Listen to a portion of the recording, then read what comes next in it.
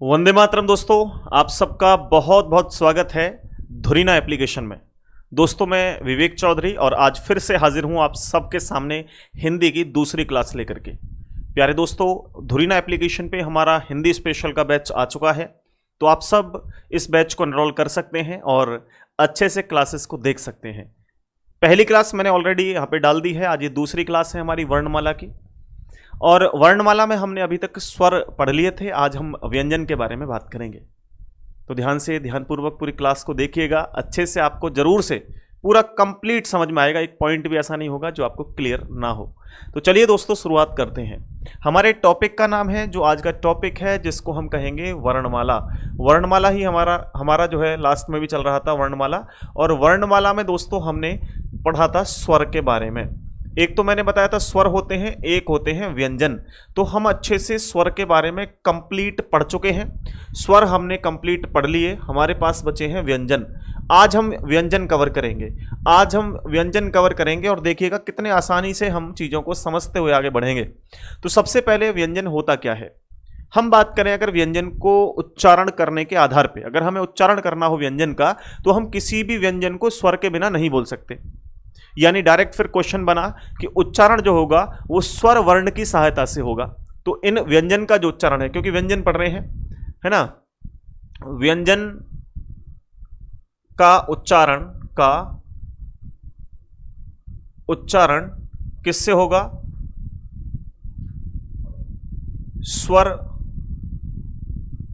वर्ण की सहायता से इसका उच्चारण होता है। क्लियर है?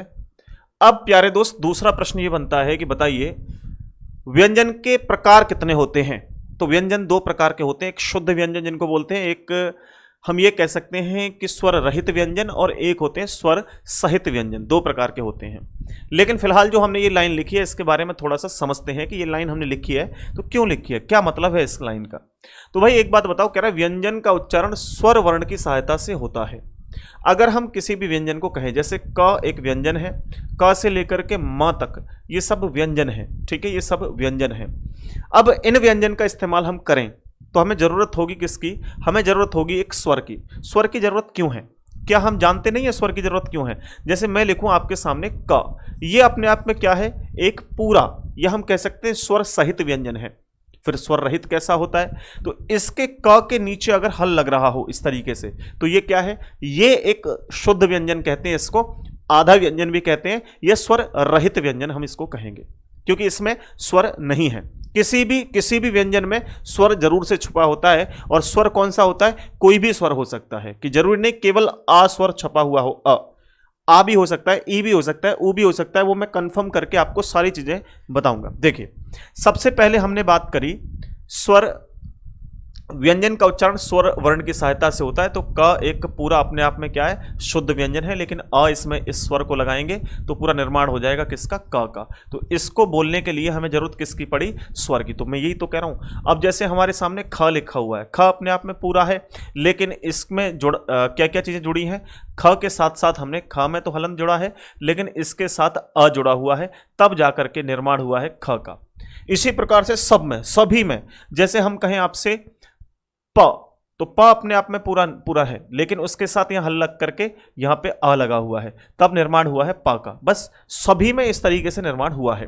तो अब बात करते हैं हम कि भाई पूछा जाएगा व्यंजन कितने प्रकार के होते हैं, तो हम यहां पे लिखेंगे दूसरा व्यंजन के प्रकार। व्यंजन के प्रकार, तो व्यंजन कितने प्रकार के होते हैं? व्यंजन दो प्रकार के होते हैं। कितने प्रकार के होते हैं? दो प्रकार के हैं। तो कौन कौन से हैं दो प्रकार के?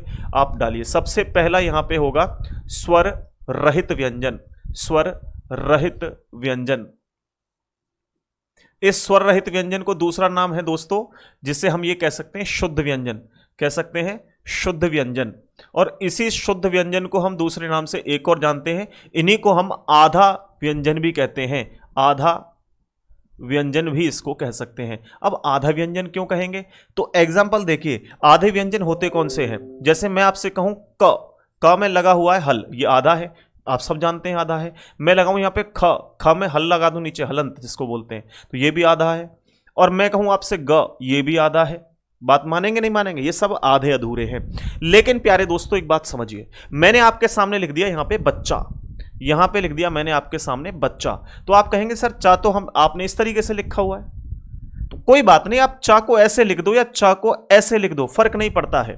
लेकिन ये क्या है, हल लगा हुआ है नीचे, हल लगा हुआ होगा तो क्या होगा, ये आधा अधूरा व्यंजन होगा। बात समझ में आ रही है? तो इसी को हम कहेंगे स्वर रहित। अगर इस आधे को जो हल लगा हुआ है कंप्लीट करने के लिए तो हम इस तरीके से एक लाइन खींच देंगे यहां से, चा कंप्लीट हो गया, या फिर हम इसमें जोड़ देंगे आ, तो ये चा जब कंप्लीट हो जाएगा। बात समझ में आ रही है? जैसे मैं बताऊं आपको, यहां पे बना के दिखा दूं मैं आपको, व, अब व अपने आप में पूरा है, अपने आप में पूरा है, बिल्कुल है। कैसे बना है, व में हल लगा हुआ है प्लस अ लगा हुआ है, तो यहां पर क्या बन गया, व का निर्माण हुआ है। ठीक है, अभी बहुत सी चीजें आप जानेंगे आगे चल के, आपको कोई दिक्कत इसमें नहीं होगी। ठीक है, अब दूसरे हमारा जो टाइप होगा वो होगा स्वर सहित व्यंजन। दूसरा हमारा जो होगा वो होगा स्वर सहित व्यंजन, स्वर सहित व्यंजन। अब स्वर सहित व्यंजन कौन से होंगे भाई, जिसमें भी स्वर लग जाएगा। एग्जाम्पल का पूरा कंप्लीट बना दिया जाए, का हल के बाद अ लगा दिया जाए और बन जाए या यहां पे का, तो ये क्या है, स्वर सहित व्यंजन है। जैसे आ जाए ख, ग, है ना, ये सब क्या है, ये पूर्ण व्यंजन है, या हम ये कह सकते हैं स्वर सहित व्यंजन है। अब देखिए यहां पे मैं इसको हटा रहा हूं, है ना, और यहां पे भी का पूरा ही लिख देता हूं इस तरीके से, तो आपको अब क्लियर हो जाएगा, कोई दिक्कत तो नहीं होगी। ये क्या है, ये स्वर सहित व्यंजन है, ये स्वर रहित व्यंजन है। ठीक है, दो प्रकार के व्यंजन हो गए। अब मैं यहां पे एक चीज आपको लिखवाने की कोशिश करता हूं, जैसे क से लेकर के मैं आपको यहां पे ओ या अंक तक लिखवा देता हूं। जैसे देखो यहां पे एक लिखा होता है क, इधर से लिखेंगे, और एक लिखा होता है क, एक होता है ख, या इस क से ही शुरू करो, क, का, की, कु,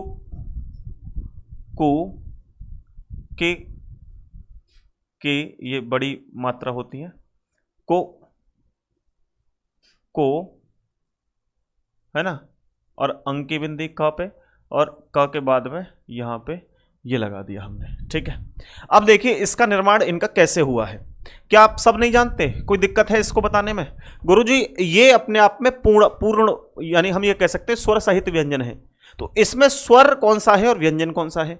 तो इसके अंदर जो स्वर लगा हुआ है वो अ है, अ, क्योंकि क के नीचे हल लगा हुआ है और अ, तब निर्माण हुआ है क का, तब निर्माण हुआ है क का। जैसे इसको बनाने के लिए क प्लस आ, इन दोनों का यूज हुआ है, तब जाकर के बना है का। का के अंदर लगा हुआ है छोटी ई, तब जाकर के निर्माण हुआ है किसका, ये हल लगा हुआ है, इसके प्रत्येक के नीचे हल लगा हुआ होगा। की बनाने के लिए हमने का हल लगा हुआ है प्लस बड़ी ई, तो बना है की। ठीक है, और का में हलंत लगा करके छोटा ऊ, तो क्या बना है कु। अब जैसे का में हल लगा करके बड़ा ऊ, तो क्या बना है कु। ठीक है, अब इसमें देखो क में हल लगा करके, क में हल लगा करके छोटा ए, तो क्या बना है के। ऐसे ही बड़ा ए लगा दिया हल लगा करके के में, तो बड़ा ए। ऐसे ही ओ लगा दिया क में हल लगा करके, तो को। जैसे बड़ा ओ लगा दिया तो ये क्या हो जाएगा, को। अब देखिए मेरी बात को समझिए, तो यहां पर हमारे पास बचे दो, ये एक ये वाला अक्षर बचा, एक ये वाला बचा, ये दोनों वर्ण बच चुके हैं। अब ये क्या है, इसमें कौन सी मात्रा है? तो बच्चे इसको तो हम बोलते हैं अनुस्वार, इसको तो बोलते हैं हम अनुस्वार। ठीक है, अनुस्वार। और अनुस्वार की बिंदी आपने देखी होगी, इस तरीके से लगा देते हैं, इस तरीके से, ये अनुस्वार होता है। आगे चल के जानेंगे बेहतर तरीके से, कोई दिक्कत नहीं होगी। और इसको क्या बोलते हैं, इसको बोलते हैं विसर्ग। क्या बोलते हैं इसको, विसर्ग बोलते हैं। विसर्ग कहाँ इस्तेमाल होता है, जैसे हम लिख दें आपके सामने दुख, दुख में क्या लगा हुआ है, विसर्ग। ठीक है, जैसे मैं लिख दूं आपके सामने प्रातः, प्रातः में क्या लगा हुआ है, ये विसर्ग। ठीक है, ये सब विसर्ग हैं। तो ये दोनों क्या है, मात्रा में काउंट नहीं होते हैं, ध्यान रखिएगा। अब मात्रा में काउंट नहीं होते हैं तो मात्रा में मात्राओं की संख्या कितनी होती है, ये भी बता दो आप लोग, मात्राओं की संख्या कितनी होती है? आप आराम से आंसर बता सकते हैं, गुरुजी मात्राओं की संख्या जो है, देखो एक तो ये मात्रा है बेटे, मैं कहूंगा ये मात्रा नहीं होती है, छोटे आ में कोई मात्रा नहीं होती है। ठीक है, उदासीन इसको वर्ण बोल देते हैं, उदासीन। तो यहां पे कोई मात्रा नहीं होती है अ में मात्रा नहीं है तो इसमें है, बिल्कुल इसमें बड़े आ की मात्रा है, इसमें छोटी ई की, बड़ी ई की, छोटे ओ के, बड़े ओ की, के की, को की, कौ की, और इन दोनों में कोई मात्रा नहीं होती है। ध्यान रखेंगे, इनमें मात्राएं नहीं होती हैं। अब फिर यहां पे हमने काउंट करा तो 1 2 3 4 5 6 7 8 9, मात्रा तो 9 है। लेकिन एक बात आप और भूल रहे हैं, जो ऋषि होता है, ऋषि इस तरीके से, इसमें जो मात्रा लगती है नीचे की तरफ री लग के, जैसे लिख दे कृष्ण तो यहां पे क्री लिखा होता है, री, तो ये मात्रा है किसकी, इस ऋषि की मात्रा होती है। तो मात्राओं की संख्या कितनी होती है, मात्राओं की संख्या होती है 10, ध्यान रखेंगे। स्वरों की संख्या 11, 11 से एक कम जो छोटा आ है उसमें कोई मात्रा नहीं होती है, बाकी सभी में मात्राएं होती हैं। क्लियर है। और अगर स्वर में हम अनुस्वार को मिला लें और विसर्ग को मिला लें तो संख्या कितनी हो जाती है भाई, 13। ठीक है, बात समझ गए आप लोग। फटाफट से इसको नोट करिए, फिर आगे बढ़ते हैं। इतना आप सबको क्लियर हो गया होगा। ठीक है,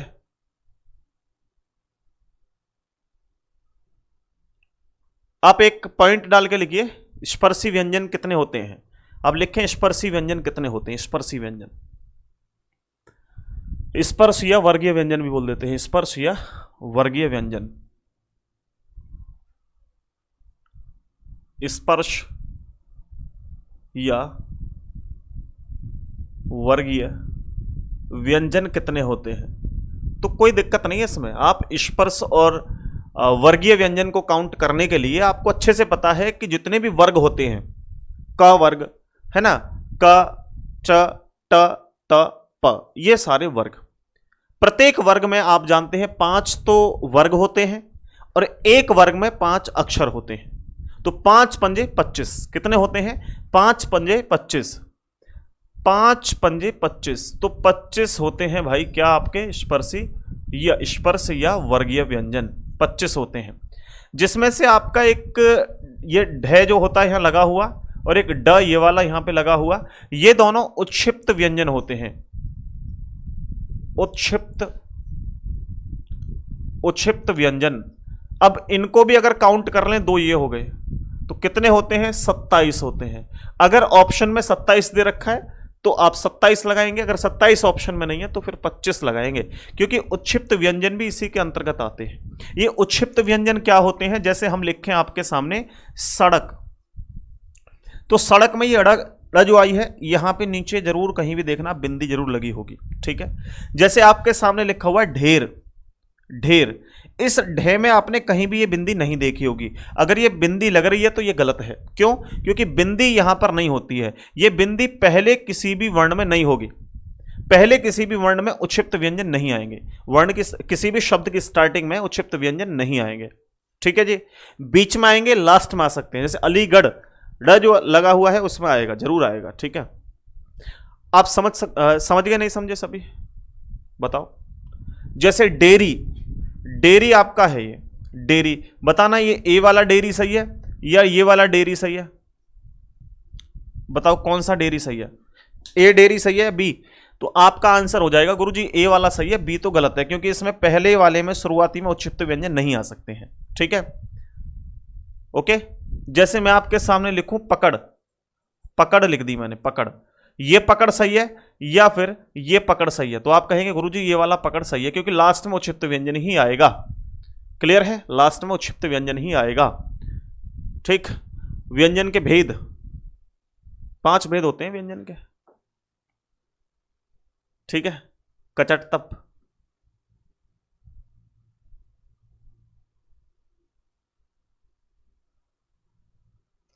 व्यंजन 2 प्रकार के होते हैं, भेद 5 होते हैं। ठीक है,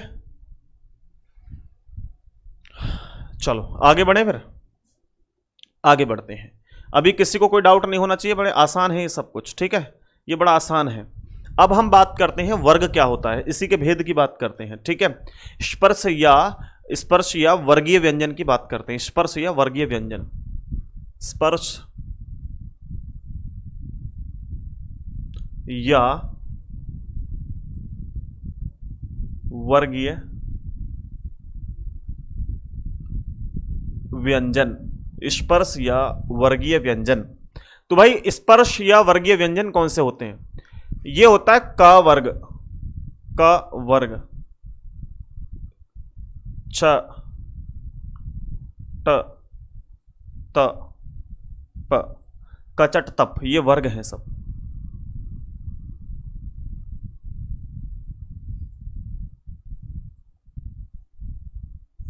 ठीक, ये है वर्ग।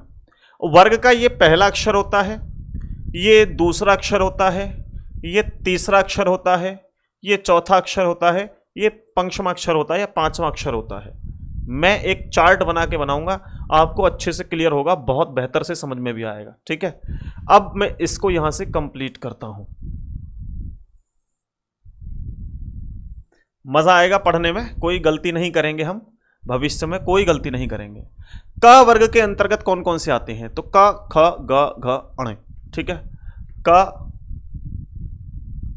ख ग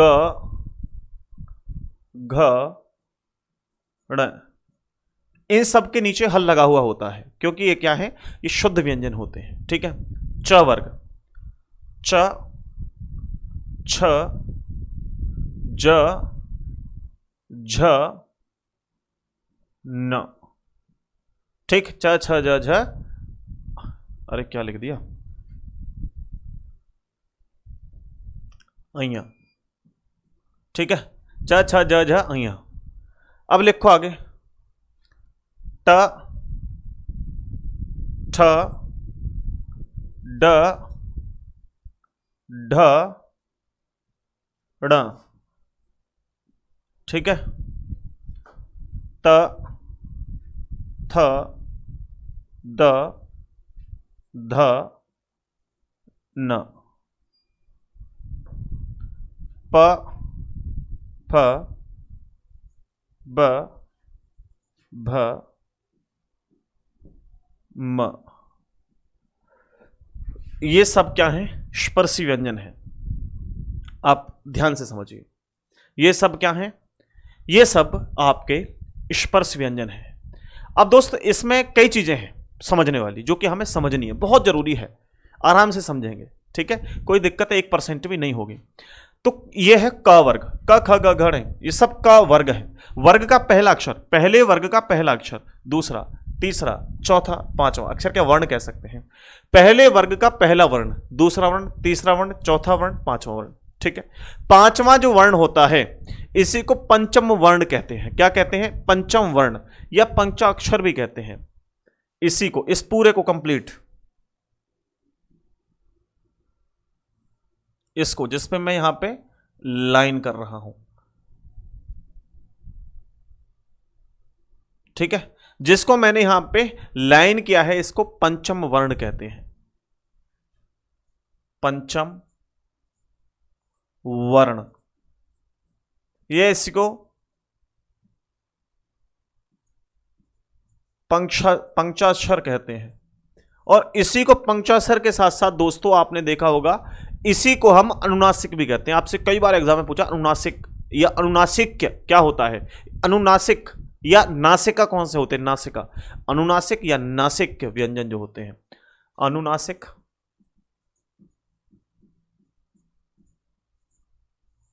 नासिक। ठीक है, नासिका,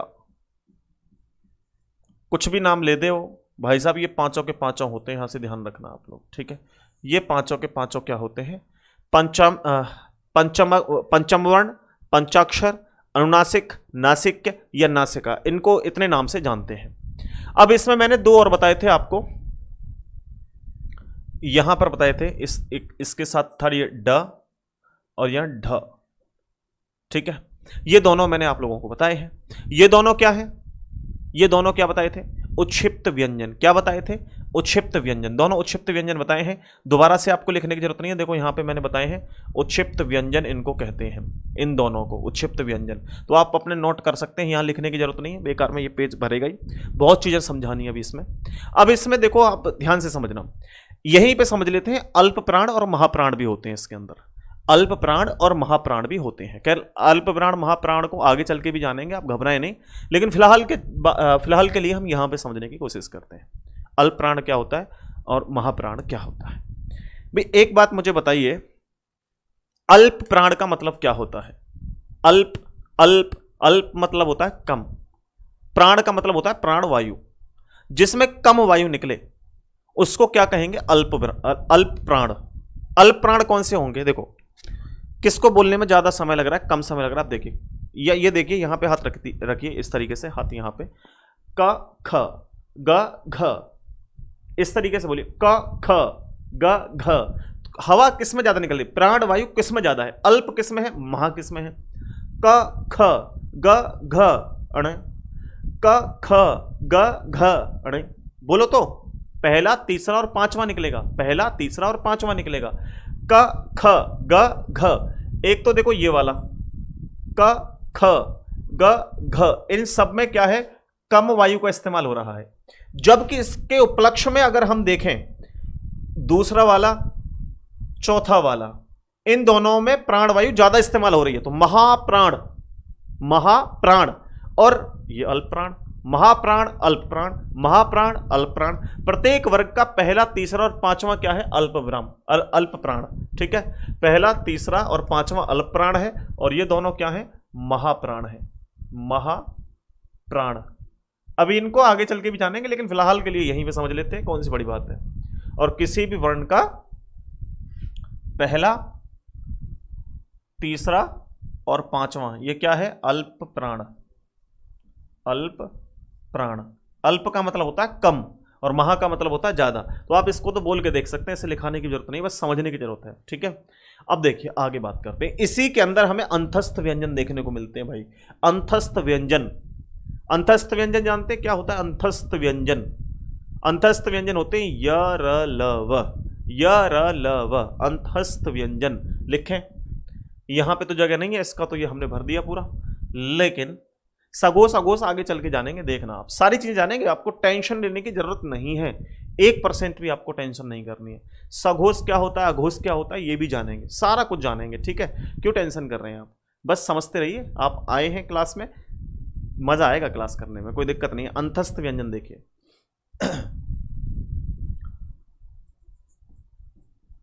अंतस्थ व्यंजन, अंतस्थ व्यंजन होते हैं 4, य र ल व। अब इसमें देखो दो व्यंजन ऐसे होते हैं जिनको स्पर्शी या संघर्षी व्यंजन कहते हैं। स्पर्शी या संघर्षी व्यंजन, आपसे पूछा स्पर्शी और संघर्षी व्यंजन कौन से हैं, तो य और व। ठीक है, ये दो क्या हैं? स्पर्शी या संघर्षी व्यंजन। ये आ जाता है एग्जाम में पूछने के लिए, ऑप्शन दे देगा इनमें से कौन सा संघर्षी या स्पर्शी व्यंजन है। तो आप व या, ये दोनों क्या हैं? आपके स्पर्शी या संघर्षी व्यंजन हैं। ठीक है जी। अब उसके बाद देखते हैं ऊष्म संघर्षी व्यंजन। ऊष्म, ऊष्म मतलब जिसमें ऊष्मा ज्यादा लगती है। और आप देखें यरलव जो होते हैं ना, वो अंतस्थ व्यंजन होते हैं। इसमें थकान पैदा होती है, जब हमें नींद ना आए रात को, तो हम क्या करें, 10-20 बार हम सोने से पहले ऐसे बोलें य र ल व, य र ल व, तो हमारी जो सारे के सारे फंक्शंस काम कर रहे हैं शरीर के अंदर, वो सब थकान महसूस करने लगते हैं, क्योंकि इनको बोलने में थकान होती है। ठीक है, और अगर ठंड ज़्यादा लग रही हो आपको और शरीर में गर्मी पैदा करनी है हल्की सी, तो ऊष्म संघर्षी व्यंजन श स स ह, श स स ह, अंदर की वायु, जो अंदर पेट से वायु आ रही है वो बाहर निकल के आएगी, है ना। श स ह, ये क्या है? ऊष्म व्यंजन, ऊष्म संघर्षी व्यंजन। ठीक है, कितनी संख्या होती है? ऊष्म या संघर्षी व्यंजन। यूं तो ऊष्म संघर्षी, ये संघर्षी व्यंजन तो ये भी आएगा, लेकिन ये है संघर्षी व्यंजन अलग है। ठीक है, ये इसमें काउंट नहीं होंगे। कभी कभी एग्जाम में आ जाए कि बताओ ऊष्म या संघर्षी व्यंजन की संख्या कितनी है, तो आप हमेशा से 4 लगाएंगे। ठीक है, और अगर आपके सामने एग्जाम्पल दे दिया इनमें से कोई से नहीं है, मान लो से, से है, ये 4 हो गए हमारे ऊष्म या संघर्षी व्यंजन। और एग्जाम्पल में आपको ये चारों में से कोई सा नहीं दिया, ये दे दिया या ये दे दिया, तो फिर आपका इन दोनों में से सही होगा। अगर ये दोनों दे रखे हैं और ये भी दे रखा है तो संघर्षी व्यंजन आप इसको मानेंगे। ठीक है जी, क्लियर है? कोई बच्चे दिक्कत तो नहीं यहां तक? अब बात करते हैं, इसी के साथ साथ होते हैं संयुक्त व्यंजन। संयुक्त व्यंजन। अब पहले तो ये बताओ संयुक्त व्यंजन जानते हो क्या होता है? संयुक्त व्यंजन क्या होता है? संयुक्त, संयुक्त किसी की कृपा होगी उन पर, बरसेगी जरूर, ठीक है, यानी किसी के मिलने से बनेंगे, किसी के दूसरे के मिलने से बनेंगे। कौन कौन से ऐसे? छत्र, ज्ञा और श्रय। छत्र, ज्ञा और एक होता है ना, जैसे हाँ आप ये कह सकते हैं श्रय जो होता है, श्रय, श्रय जैसे श्रवण, श्रवण, ऋषि अलग है, श्रवण ये वाला श्रय, ये इन दोनों का इस्तेमाल आपने काफी देखा होगा। अब जैसे छह बनाने के लिए छत्री, छत्री, क्षत्रिय, इसको बनाने के लिए किस किस की जरूरत होती है? का में हलंत लगा होता है, और श कौन सी होती है? षटकोण वाली श होती है, ठीक है। क में हलंत लगा हुआ है और षटकोण वाली श बनी हुई है। इन दोनों से मिलकर के क्या बना भाई? इन दोनों से मिलकर, और देखो ध्यान रखना, हल जो लगा हुआ है वो पहले वाले पे लगा हुआ है, दोनों पे मत लगा देना, गलत हो जाएगा। एग्जाम्पल बनेगा कि निम्न को, इस छह को बनाने के लिए किस किस की जरूरत पड़ी, तो क में हल लगा हुआ है और श में भी हल लगा हुआ मिल जाएगा। ऑप्शन ये दे देगा, ऑप्शन ए। ऑप्शन बी दे देगा, इसमें ये लगा हुआ, इसमें ये कुछ नहीं होगा।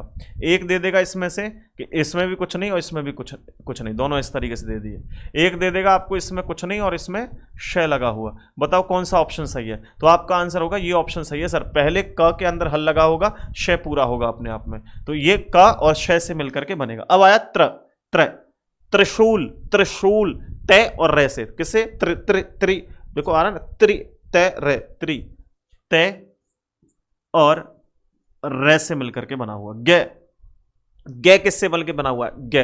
देखने में कैसा लग रहा है? देखने में लग रहा है जय की तरह, जय।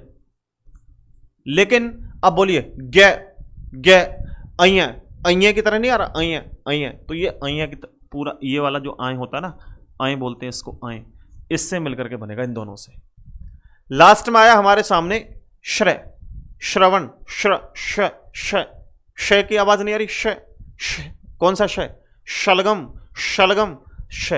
तो इसका इस्तेमाल करिए, श का इस्तेमाल हुआ है, प्लस इसमें क्या लगा? श्रय, श्रय, रे का इस्तेमाल हुआ है, ठीक है, रे का इस्तेमाल हुआ है। तो इनसे मिलकर के ये बना हुआ है। इनकी भी संख्या कितनी मैंने बताई?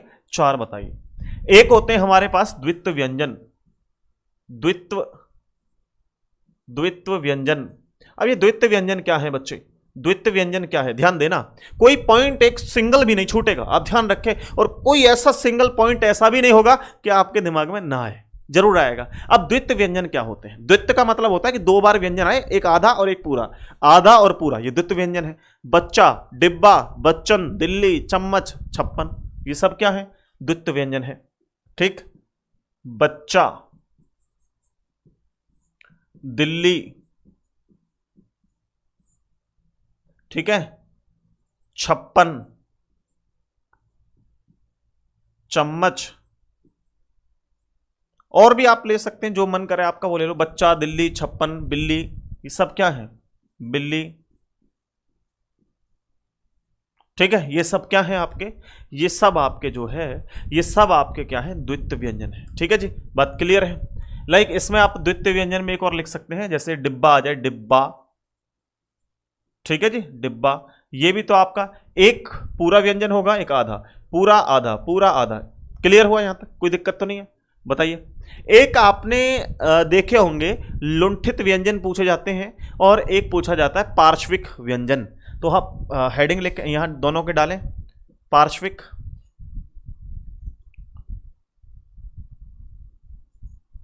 पार्श्विक व्यंजन, और एक होता है लुंठित व्यंजन, ठीक, लुंठित व्यंजन, पार्श्विक व्यंजन। तो एक तो होता है ल और एक होता है र। बस इसमें हमें पहचानने में ये दिक्कत रहती है कि ल और र में से कोई एक लुंठित है, एक पार्श्विक है। कौन सा पार्श्विक है, कौन सा लुंठित है? तो बड़ा आसान है यार बताना। आप देखो लुंठित ल, लुंठित से ल कभी नहीं बनेगा, जैसा सोच के बैठे हो। ल से लुंठित ना, गलत हो जाएगा। लुंठित आएगा पार्श्विक में, ल, ठीक है, और र आएगा किस में? लुंठित में, ठीक है। पार्श्विक में ले आएगा और रे आएगा लुंठित में। अब ध्यान रखना, अब एक बात और बताता हूं मैं आपको। अब प्रश्न पूछा गया एक बार कि र कितने प्रकार के होते हैं, र कितने प्रकार के होते हैं। तो र कितने प्रकार के होते हैं आप सोचिए, दिमाग में डालिए और ये सोचिए, इमेजिन करिए कि र कितने प्रकार के होते हैं। अभी तक आज जीवन में हमने र का इस्तेमाल कितनी बार किया है, कितने प्रकार के र होते हैं? एक प्रकार का, दो, तीन, चार या पांच? कितने प्रकार का होता है बताओ क्या भाई? तो आप कहेंगे गुरुजी चार प्रकार का र होता है। चार प्रकार का कौन कौन सा होता है, बना के दिखाओ जरा। अरे जरूर बना के दिखाएंगे मेरे बच्चे, ध्यान से देखो। एक होता है रे आपका यहां पर रथ वाला रे, ठीक है। एक तो ये रे हो गया। एक होता है, मान लो ट आपने बनाया, इस पर र लगाना हो, जैसे हम बनाए ट्रक, तो ट्रक में जो रे लगा होता है वो इस तरीके से होता है, तो एक रे ये हो गया, ठीक है। ट्रक में जो नीचे लगाते हैं दो लाइनें इस तरीके से लगी होती है, ट्रक, है ना। एक हमने बनाया ट्रेन, लिख दो, ट्रेन में भी सेम होगा, लेकिन अब बात करते हैं जैसे लिखा हो कर्ण, कर्ण, एक र ये हो गया, तीन प्रकार के रे हो गए। एक जैसे हम लिखते हैं प्रकाश, तो यहां पे प्रकाश, ठीक है। तो प्रकाश में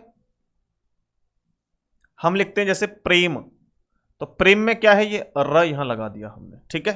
प्रेम में हमने ये र यहां लगाया। कितने प्रकार के हो गए, एक, दो, तीन, चार। अब कुछ कहेंगे कृष्ण में भी तो रे लगा हुआ है, कृष्ण में री, भाई साहब ये रे नहीं है, ये ऋषि वाला है, मैंने बताया ना मात्रा में काउंट होता है ऋषि। तो ये आप अगर लगा देते हैं इस तरीके से गलत हो जाएगा। प्रेम, बहुत से बच्चे मैंने देखे प्रेम लिखते हैं, वो ऐसे बनाते हैं प्रेम। भैया ये कौन सा प्रेम हो गया, ये री की मात्रा होगी, प्रेम हो जाएगा, प्रेम, प्रेम, है ना। और कृष्ण, बहुत बच्चे बोल पढ़ते हैं कृष्ण, कृष्ण होता है कृष्ण, कृष्ण री, बात उच्चारण करना सीखिए, ऋषि, ऋषि, ना कि आप उसको रे बोलेंगे, ऋषि, ठीक है जी, बात समझ रहे हो आप। अब बहुत कई स्टूडेंट ऐसे होते हैं ना, जैसे इसको जो है प्रेम को यहां पे री लगा देंगे ना, ऐसा नहीं है, आधा रे आएगा। आधा रे कैसे लगता है, प्रेम में ऐसे लगता है प्रेम, जबकि कृष्ण बहुत से बच्चे ऐसे लिखते हैं कृष्ण, भैया ये गलत है, कृष्ण थोड़ी लिखा, ये तो कृष्ण हो गया, कृष्ण, जबकि इसको लिखा जाएगा कृष्ण। क्या लिखा जाएगा, कृष्ण, नाम तभी तो अच्छा लगेगा, कृष्ण, कृष्ण कन्हैया। और तुम कह कृष्ण कन्हैया, ये तो अच्छा भी नहीं लगा। तो यहां पे ये रे नहीं है, यहां पे ये लगा होता है री, कृष्ण कन्हैया। बात समझ में आ रही है? इतना आपको क्लियर हुआ सब बच्चों को? बताइए जल्दी से, फटाफट से बताइएगा, इतना क्लियर हुआ आप सबको? फिर आगे बढ़ेंगे और आगे इसमें बहुत कुछ सीखना है, जल्दी से बताइएगा आप सभी।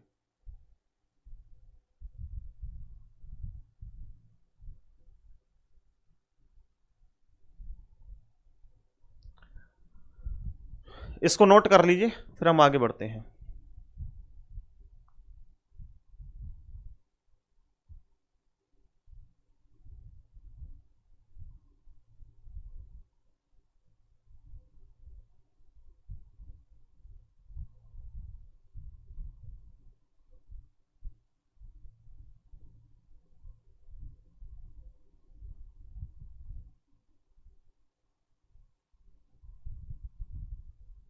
चलिए,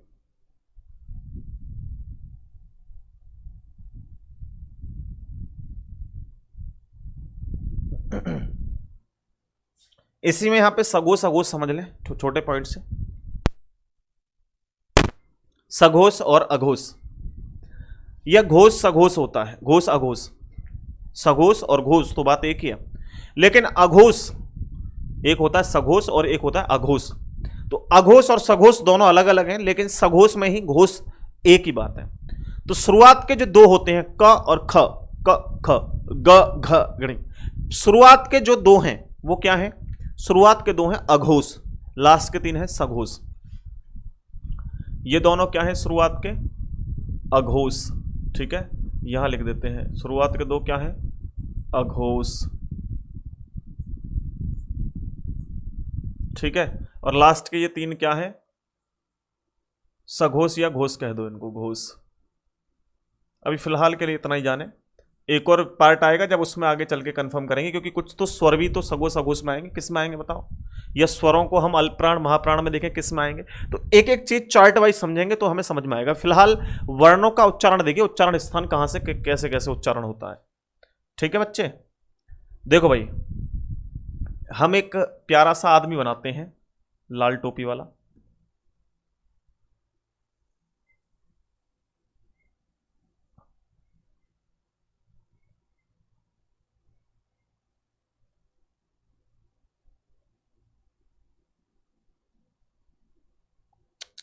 थोड़ी ज्यादा बड़ी कर दी ना।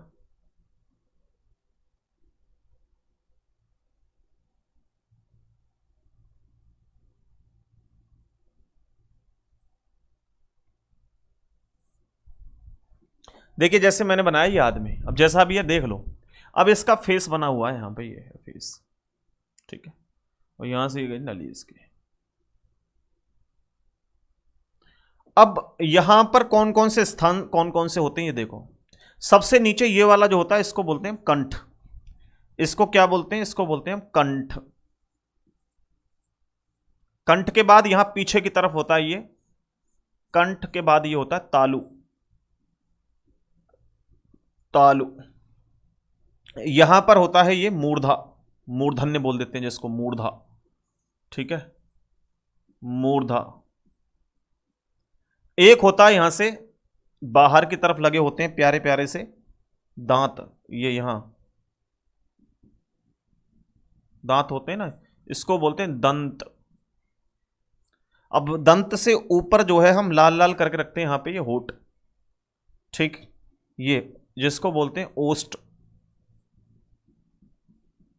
ओष्ठ। अब कितने हो गए हमारे उच्चारण स्थान? 1 2 3 4 5, एग्जैक्ट हमारे 5 तो उच्चारण स्थान होते हैं। लेकिन कुछ कुछ जो हमारे शब्द हो गए, कुछ कुछ हमारे जो शब्द जो अक्षर हो गए या वर्ण हो गए, वो कुछ कुछ ऐसे होंगे दांत और होठ दोनों से बोले जाएंगे तो उनको दंतोष्ठ बोलते हैं। कुछ कंठ और तालु दो से बोले जाएंगे, जैसे आप बोलो ए, कंठ और तालु दोनों से बोले जाएंगे तो उसको बोलते हैं कंठोस्थ, ठीक है। बात समझ रहे हो? तो हमारे उच्चारण जो स्थान है वो 1 2 3 4 5 नहीं है, कितने होंगे? वर्णों का उच्चारण स्थान होते हैं 8, ठीक है, समझिएगा। वर्णों का उच्चारण स्थान कितने हो गए? 8। अब मैंने कुछ ट्रिक लिखी थी, बनाई थी मैंने, है ना, बैठ के काफी देर में, तो अब उस ट्रिक को मैं यहां लिखवा देता हूं, आपके लिए शायद बहुत अच्छा होगा। बाकी कोई दिक्कत नहीं है, वर्गों को तो आप आराम से पहचान सकते हैं, लेकिन कुछ व्यंजन भी होंगे, कुछ अंतस्थ व्यंजन होंगे, कुछ आपके जो है जिसमें हम ये कहते हैं संयुक्त व्यंजन होंगे, तो फिर क्लियर नहीं हो पाएंगे कौन कहां आएगा। तो इसके लिए हमने एक ट्रिक बनाई है, ठीक है। अब देखिए सबसे पहले पहला टाइप आप पहला लिखें, आप कौन सा स्थान है? पहला जो है वो है क्या? कंठ। कंठ। तो अकुह विसर्जनीय, अकुह, अकुह विसर्जनीय,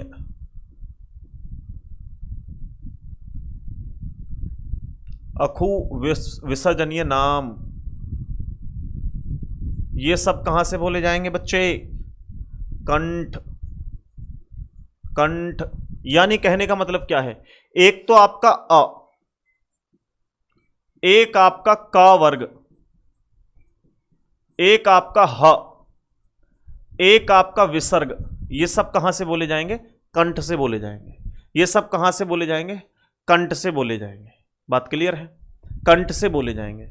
समझ में आ रही है बात? नहीं? जैसे आप बोलिए, यहां पर बोले आप क ख ग घ, बोलो तो क ख ग घ अ, क ख ग घ अ, ह, सब कहां से बोले जा रहे हैं? कंठ से। कंठ, कंठ से, यहां से रखो आप, क ख ग घ ऐ, क ख ग घ, बोलो क ख ग घ, क ख ग घ अ, ह, सब कहां से बोले जा रहे हैं? खैर ह का जो निर्माण होता है वो आप अलग से आगे चल के भी जानेंगे, ह को एक विस्तृत तरीके से भी जानेंगे, फिलहाल आप यहां समझने का प्रयास करिए बस, ठीक है।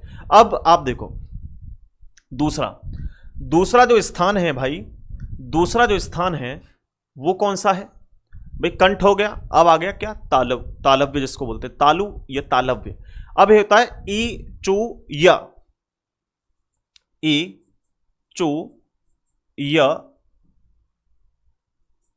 य, और इसी के साथ साथ होता है शा ना, शा नाम, शा नाम, शा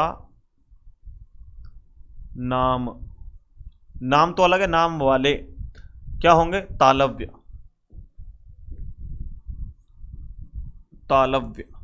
अब देखो पहले बात तो जो ई है स्वर में आएगी ई, ठीक, ई।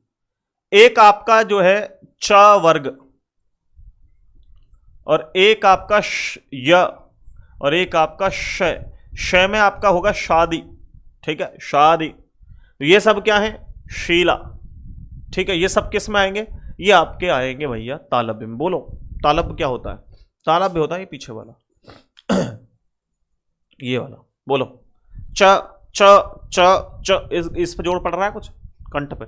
च च च च नहीं, च च कहां? पीछे तालव्य में है।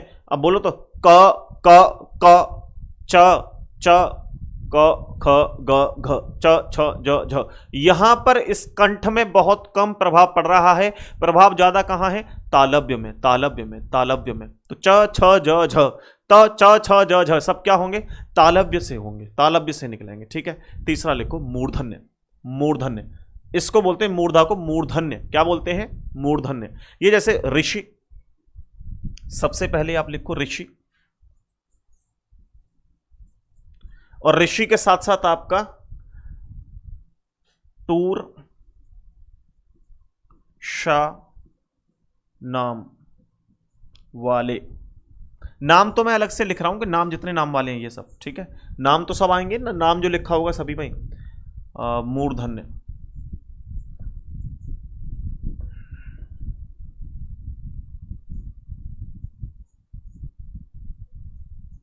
मूर्धन्य। अब इसके अंतर्गत देखो ट वर्ग, ट का पूरा वर्ग, ट ठ ड ढ ण और ऋष, ठीक है। शा, कौन सा शा? ये शरीफा वाला सा, ठीक है। और र, र भी आएगा, र, ठीक है, यहां लिख लो र। अब बोलो इनको, बोलो र र र, छोड़ो र को। ट ट, जीभ कहां टच कर रही है? ट ट ट ठ ड ढ ण ड ण। जीभ कहां टच कर रही है? तालु में, अंदर की तरफ तालु में। मूर्धन पीछे नहीं, तालु, सॉरी तालव्य में नहीं, मूर्धन में। मूर्धा यहां, तालु तो पीछे हो गया, जहां काग लगा हुआ है आपका वो तालु हो गया, लेकिन उससे आगे मूर्धन। मूर्धन यहां टच करेगी जहां पे खुरदरा भाग है, दांतों के पीछे ये खुरदरा भाग है। आप उंगली साफ करके लगा के देखो यहां पे, ठीक है। तो क्या है? ट ठ, जीभ, जीभ से पता लग जाएगा, उंगली मत लगाओ। ट ठ ड, समझ में आ रही है नहीं आ रही है? बस कोई दिक्कत थोड़ी यार, आसान है सब कुछ, बहुत ईजी है, सोच नहीं सकते, ठीक है। आगे चलें, इसको इतना नोट करिए आप सब, इस सब को नोट करिए। फिर हम देखेंगे दंत, दंत से बोले जाने वाले, दंत से बोले जाने वाले, कोई दिक्कत थोड़ी है। दांत से बोले जाने वाले ता ता ता ता ता ता ता ता ता ता था द ध न। से कौन सा से सपेरा। बोलो सपेरा, सपेरा, सपेरा, ऐसे नहीं, सपेरा, सपेरा, सपेरा। दांत से लगेगी जीभ जरूर, ठीक है। बात क्लियर है? चलो चलिए आगे देखो, कौन सा टाइप, कितने करा दिए? 3 हो गए, चौथा लिखो लिर।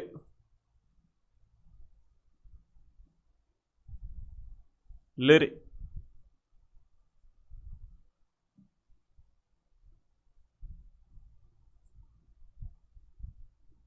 तुलसा नाम वाले क्या होंगे?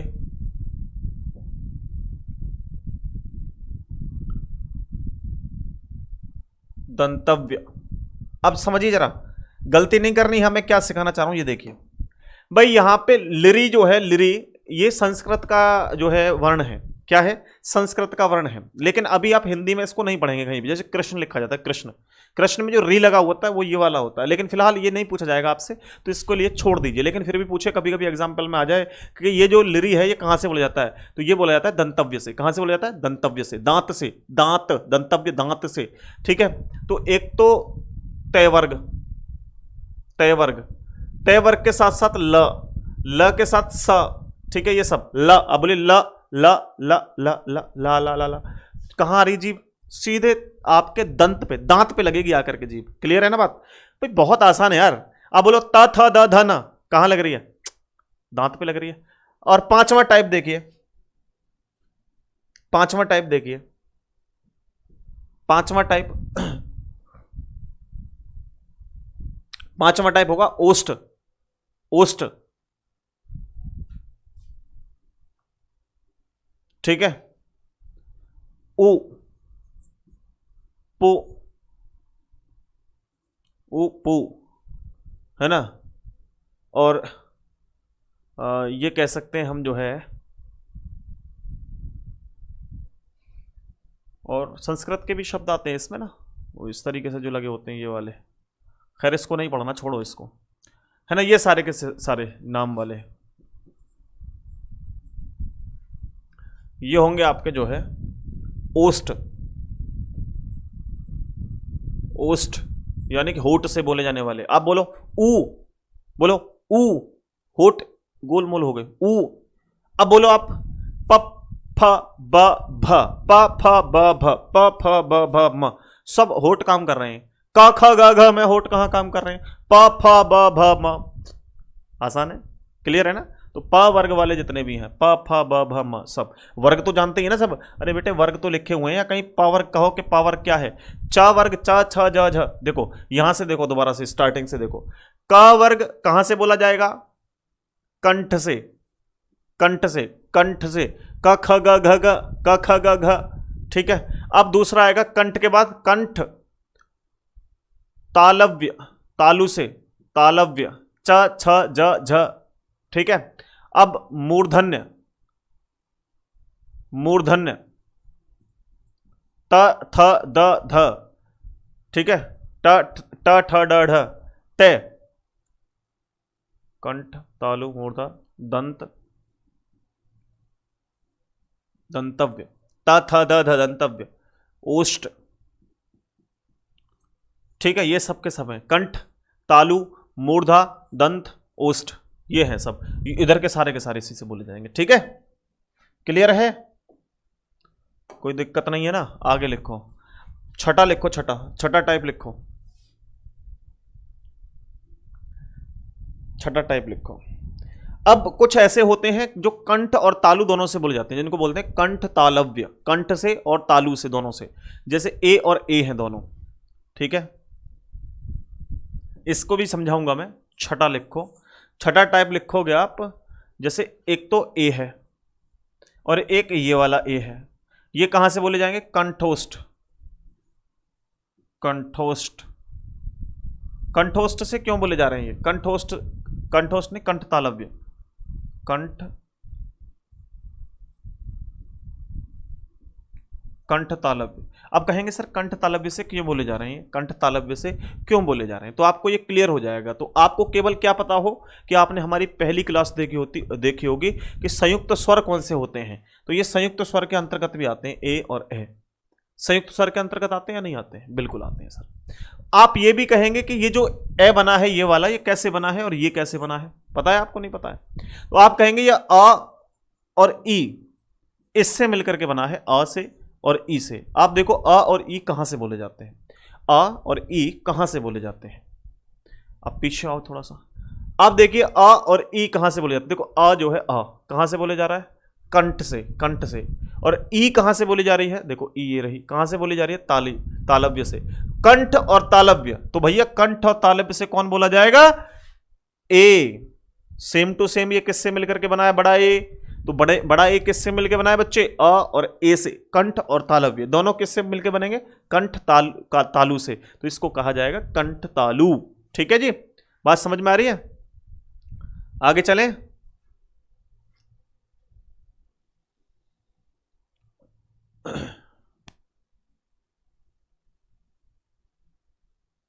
चलें आगे बढ़े। अब देखो नेक्स्ट हमारा 7वां टाइप होता है जिसे हम छोटा ओ और बड़ा ओ बोल देते हैं। छोटा ओ और बड़ा ओ ये कहां से बोले जाएंगे बताओ? ये दोनों कहां से बोले जाएंगे? तो ये कंठोष्ठ से बोले जाएंगे। कंठोष्ठ, कंठोष्ठ। अब कंठोष्ठ क्या होता है? कंठोष्ठ क्या होता है? ध्यान दो, कंठोष्ठ क्या होता है? कंठ और ओष्ठ मतलब होठ।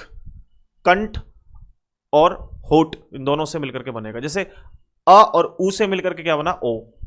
देखो इनको, अ प्लस उ से मिलकर के बना क्या? ओ। अब देखो जरा अ और उ को चेक करो कहां है। देखो उ तो ये रहा ओष्ठ, ठीक है। और अ आप जानते हैं कंठ पे है अ। यहां से होगा ना बैक। देखो जरा, अ कहां पे है? कंठ पे, और ओष्ठ पे क्या है भाई? ऊ। तो अ और ऊ से मिलकर के बना तो क्या होगा? कंठोष्ठ। ठीक है, ऐसे बड़ा ओ जो बना है ये किससे मिलकर के बना है? ये क्लियर हो जाए तो आप कहेंगे आ से और बड़े ऊ से। आ और बड़े ऊ या आ और ओ से मिलकर के क्या बना है? बड़ा ओ। भाई ये तो कह सकते हैं या तो आ और ऊ से मिलकर के बनेगा, आ प्लस ऊ से मिलकर के बनेगा, या ओ से मिलकर के बनेगा, तभी तो बड़ा बन जाएगा। तो यहां पर ये क्या हो जाएगा? कंठोष्ठ हो जाएगा। क्या हो जाएगा? कंठोष्ठ हो जाएगा। क्लियर है? कंठोष्ठ हो जाएगा। अब 7 हो गए हमारे, 8वां लास्ट टाइप बचा है। 8वां और लास्ट टाइप बचा है। आप देखेंगे एक शब्द होता, एक वर्ण होता है व। मैं इसके बारे में पहले बताने वाला था कि इस व को समझाऊंगा बाद में। व ये जो बोला जाता है ये दांत और होठ से बोला जाता है, दांत से और होठ से। ध्यान रखना, अकेला ऐसा है ये दांत, दंतव्य बोलते हैं इसको, दंतव्य। किसको बोलते हैं? दंतव्य। दंतोष्ठ बोलते हैं इसको, दंतोष्ठ। तो ये दांत से प्लस होठ से, दोनों से मिलकर के इसको बोलते हैं दंतोष्ठ। ठीक है, दंतोष्ठ। ठीक, बात ध्यान रखना है इसका, दांत और होठ, दंतव्य और होष्ठ दोनों से मिलकर के बनेगा ये जो है। ठीक है, चले, क्लियर हुआ यहां तक सबको? अभी वर्णमाला आपका कंप्लीट हो गया, और वर्णमाला में एक टाइप रह गया सगोस। सगोस को डिटेल में थोड़ा समझाना, वो मैं कल की क्लास में समझा दूंगा। मतलब कल नया चैप्टर स्टार्ट करेंगे, है ना, संधि वाला चैप्टर स्टार्ट करेंगे कल, तो उसी में समझा देंगे। ठीक है, ये आपका क्लियर हो गया, और डेमो आपकी यहीं तक थी। अब इसके बाद जो क्लासेस होंगी वो रेगुलर आपकी पेड क्लासेस होंगी। इसकी फीस जो है वो फिलहाल ऑफर चल रहा है, तो 399 रुपीज़ है इसकी फीस। आप इसे धुरीना एप्लीकेशन से डाउनलोड मतलब खरीद सकते हैं। और अभी तक आपने अगर ऐप डाउनलोड नहीं की है और आप किसी और प्लेटफॉर्म पे इस वीडियो को देख रहे हैं, ठीक है, तो आप धुरीना ऐप डाउनलोड करके वहाँ से इसको जो है बैच को बाय कर सकते हैं। बहुत बहुत धन्यवाद सबका, बहुत बहुत आशीर्वाद। खुश रहिए, दुरुस्त रहिए, धन्यवाद।